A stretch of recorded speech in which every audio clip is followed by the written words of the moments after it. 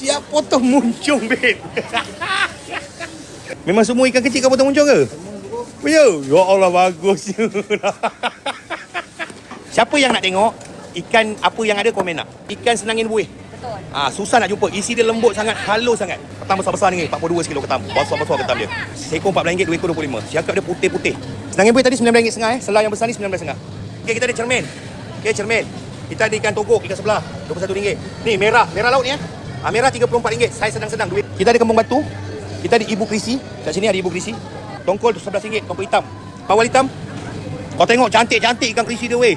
Kau tengok gemuk-gemuk selayang dia. Masyarakat lawa-lawa kacak bergaya. Lepas tu mata besar pun berkilat, poteh-poteh. Mata jakané. Ada ikan kembung.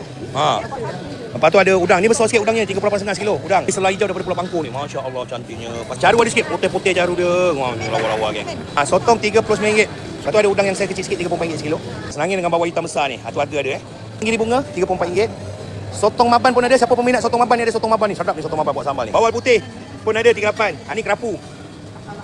Ni ada ikan merah. Ini merah laut Kaci ikan jenahat lior. Haji ada haji. Ikan potong-potong ada dia. Merah. Ni merah potong-potong ada, kaci potong-potong ada. Kan? Jenahat potong-potong ada. Cermin ebik potong-potong pun ada. Tenggiri batang. Yang ni nak ambil separuh boleh, nak ambil isi saja boleh, kepala pun boleh. Ni ada jenahat pancing, ada bawal emas, ada kerapu bara. Kerapu bara hitam ada. Ni mayung 18 kilo potong-potong. Pari RM29 sekilo. Aduh, cantik ikan, geram. Pindah je sini. Siapa tengah kerja berhenti je dulu. Datang sini berikan, besok cari kerja baru. Apa susah?